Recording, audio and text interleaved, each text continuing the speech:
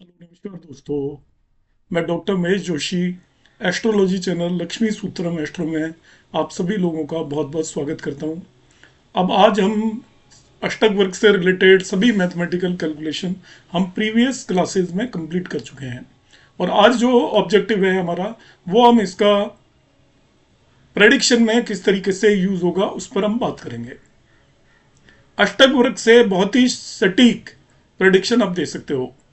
सभी एस्ट्रोलॉजी, आप कोई सी भी एस्ट्रोलॉजी करोगे उसमें आपका खुद का एनालिसिस बहुत इंपॉर्टेंट हो जाता है, मगर अष्टक वर्ग एक ऐसी एस्ट्रोलॉजी है जिसके अंदर मैथमेटिकल फॉर्मूले हैं और उनसे हम बहुत ही एक्यूरेट लाइफ के सभी इवेंट के बारे में बात कर सकते हैं। ऐसा लाइफ का कोई भी इवेंट नहीं है जिसके बारे में हम इससे बिल्कुल सटीक प्रेडिक्शन ना दे पाए, मगर आपको इस पर काम करना पड़ेगा। जब हम अष्टक वर्ग पर काम करेंगे तो अष्टक वर्ग से ज्यादा सटीक प्रेडिक्शन एस्ट्रोलॉजी की कोई भी विधा नहीं दे सकती। बाकी सभी में आपको अपना एनालिसिस चलेगा तभी आप दे पाएंगे। आपका खुद का माइंड किस डायरेक्शन में सोचता है इस बात पर आपकी प्रेडिक्शन बदल जाएगी। मगर यहाँ पर यह मैथमेटिकल टूल है जिसकी हेल्प से हम लाइफ के सभी इवेंट के बारे में बात करेंगे।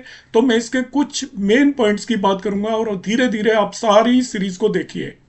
मैं प्रेडिक्ट करने के आपको तरीका बताऊंगा कि लाइफ के कौन से इवेंट को हम अष्टक वर्ग की हेल्प से किस तरीके से प्रेडिक्ट करेंगे। आज सबसे पहले मैंने एक कोई भी ये सर्वाष्टक वर्ग चार्ट लगाया हुआ है। तो सर्वाष्टक वर्ग में आप जानते ही होंगे कि एक पर्टिकुलर भाव के अंदर टोटल 56 पॉइंट आ सकते हैं। 56 में से टोटल 56 बिंदु होते हैं, वो होता है सम ऑफ शुभ शुभ पॉइंट और अशुभ पॉइंट। यहाँ पर जो लिखे होते हैं वो शुभ पॉइंट होते हैं।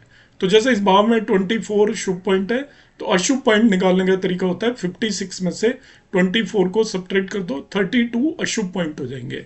अब जैसे इस भाव में 30 लिखा हुआ है तो ये शुभ बिंदु है, तो अशुभ बिंदु आपका 56 माइनस 30 होंगे।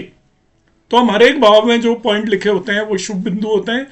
जब शुभ बिंदु अशुभ बिंदुओं से ज्यादा हो तो भाव अच्छे फल देता है। तो जिसमें भी 28 से ज्यादा शुभ बिंदु हों जिस भी भाव में, तो वो भाव अच्छे फल देगा, क्योंकि जैसे इसमें शुभ बिंदु 30 है तो अशुभ 26 होंगे केवल।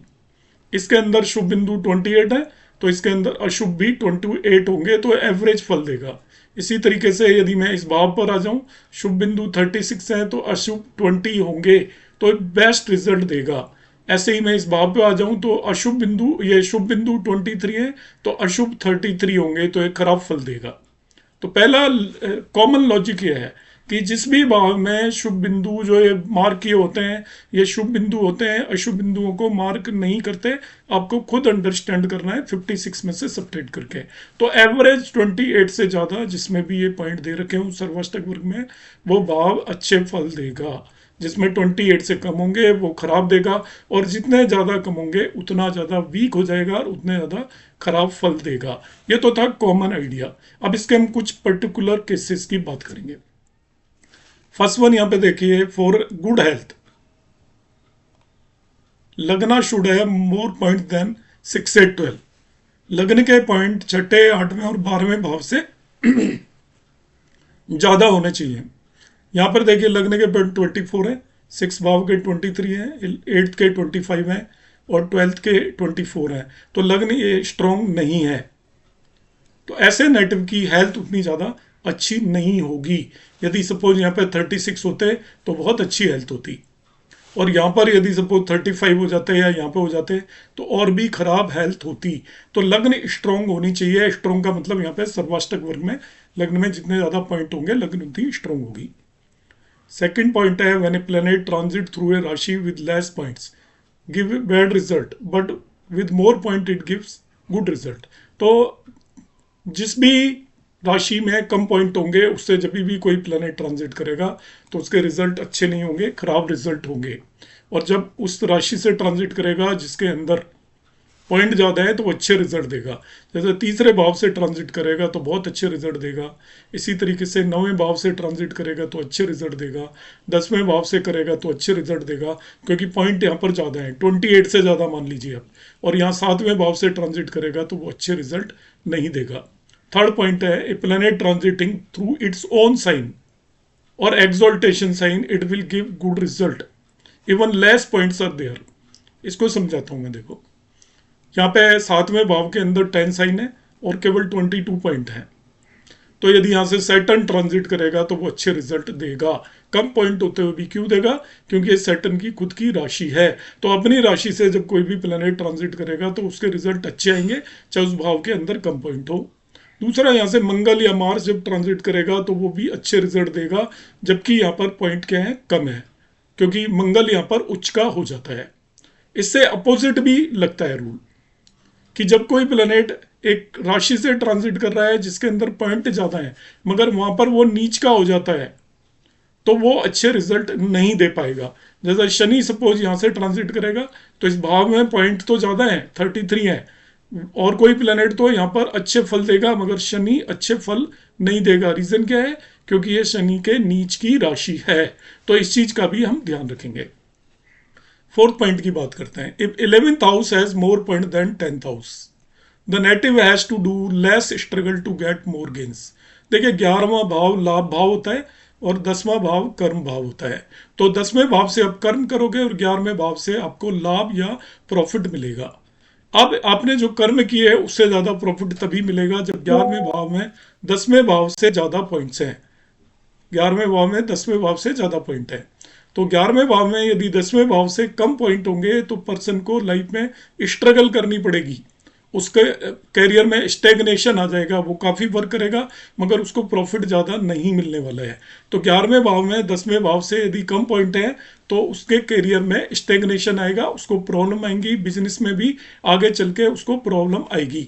मगर अपोजिट हो जाता है कि 11वें भाव में ज़्यादा पॉइंट है और 10वें भाव में कम है। सपोज यहाँ पे 28 होते और यहाँ पे 32 होते तो ऐसा पर्सन कम काम करके भी फायदे में रहेगा, उसको ज़्यादा लाभ होगा और लाइफ में उसकी प्रोग्रेस ज़्यादा होगी और उसको जो वो डिजर्व करेगा उससे भी ज्यादा मिलेगा, उसके भाग्य का भी बहुत ज्यादा उसको मिलने वाला है। तो 10वें और 11वें भाव का इंटरप्रिटेशन इस तरीके से करना है। यदि कर्म भाव में ज्यादा पॉइंट है और लाभ भाव में कम है तो ज्यादा कर्म करने पर भी कम प्रॉफिट मिलेगा।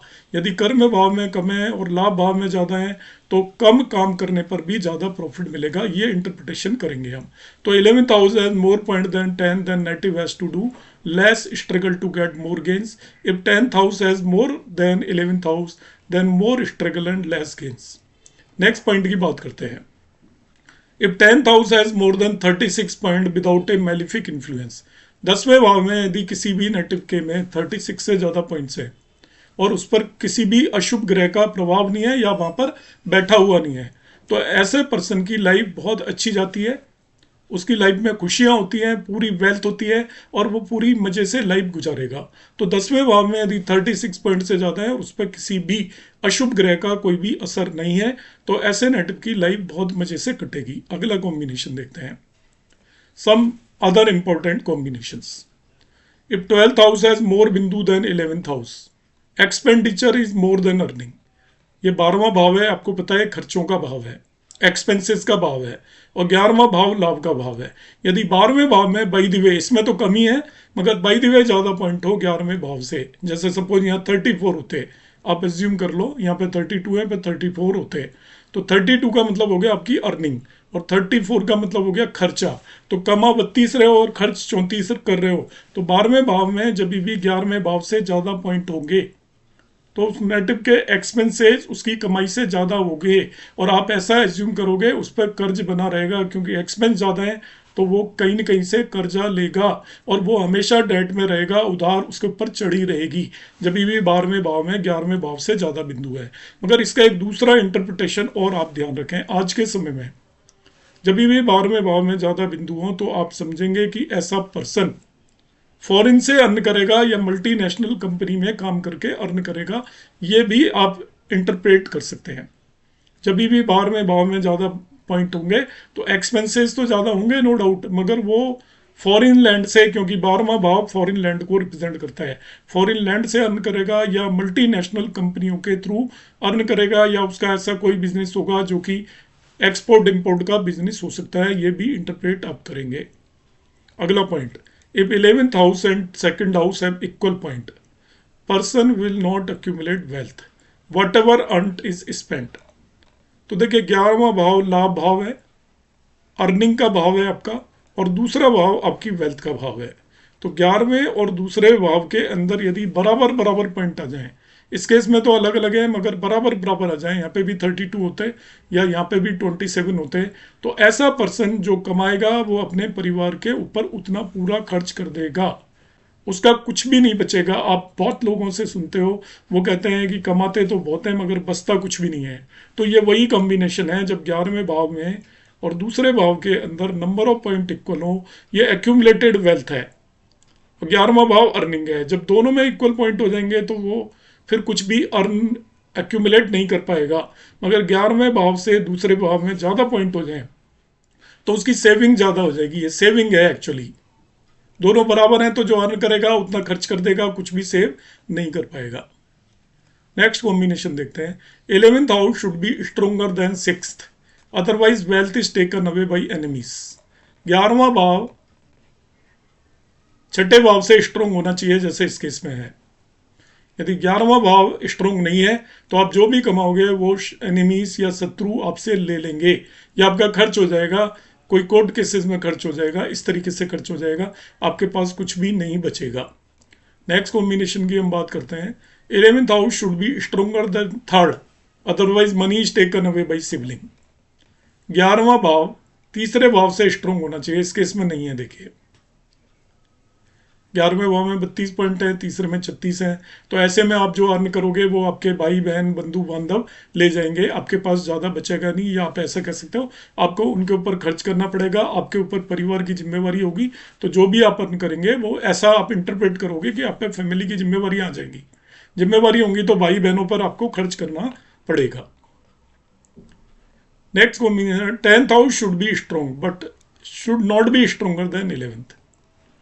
10वां भाव जैसे इसमें स्ट्रोंग है, 28 से ज़्यादा को स्ट्रोंग बोलेंगे, जितने ज़्यादा है उतना स्ट्रोंग माना जाएगा, मगर 11वें से स्ट्रोंग नहीं होना चाहिए जैसा कि इस केस में है। तो 11वें ज़्यादा स्ट्रोंग होगा तो क्या होगा, आप काम ज़्यादा करोगे, प्रॉफिट कम होगा।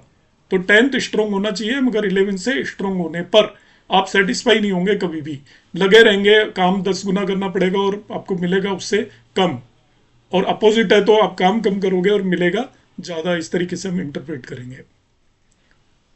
नेक्स्ट केस है फॉर लॉन्जेविटी, आयु, बिंदुज इन 8th house should be less than लग्न। बड़ी उम्र के लिए 8th हाउस में जो बिंदुज हैं वो लगने से कम होने चाहिए, इस केस में नहीं है। 8th हाउस में ज़्यादा है तो ये जिसकी भी कुंडली है उसकी लंबी आयु नहीं थी।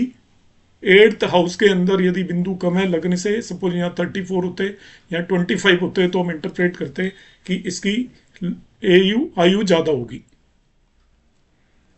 फर्दर, एंड बिंदुज in 7th house should be less than लग्न, otherwise person will suffer due to disease.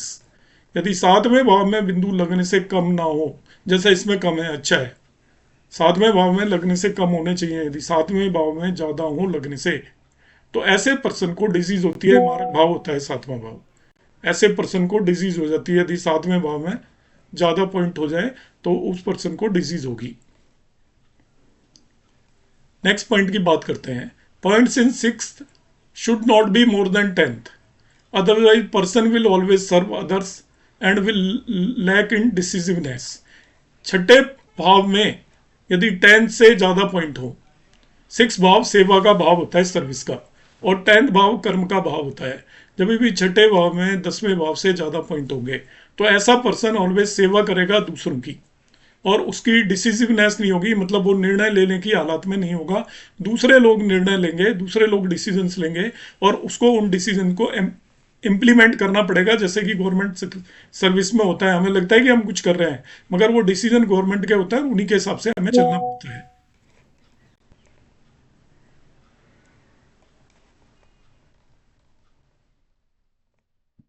अब देखते हैं next case. 4th house should not have less बिंदुज देन लग्न, 10th house and 9th house, otherwise one will not be able to enjoy fruits of कर्मास। ध्यान से समझें इसे। चौथा हाउस सुख हाउस है, आप जो एंजॉय करोगे, कुछ कितना भी कमा लो, यदि आप उसे एंजॉय नहीं कर रहे हो तो वो कमाना बेकार हो गया आपका। अर्न करना है, देखिए 9th हाउस भी अच्छा है आपका, भाग्य अच्छा है, आप काम भी अच्छा कर रहे हो, लगने देखने में भी ठीक हो, आपकी हेल्थ भी अच्छी है, मगर फोर्थ हाउस में कम पॉइंट हो गए तो आप उसको एंजॉय नहीं कर पाओगे जो भी अर्न कर रहे हो। इसलिए फोर्थ हाउस में ऑलवेज ज़्यादा पॉइंट होने चाहिए, लगने से भी, 10वें भाव से भी, 9वें भाव से भी।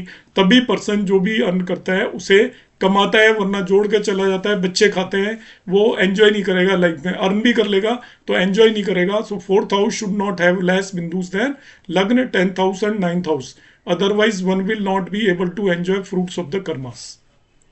अब मैं आज की क्लास का लास्ट कॉम्बिनेशन करूंगा। आप ये चैनल यदि अभी तक सब्सक्राइब नहीं किया है तो इसे सब्सक्राइब कर लें।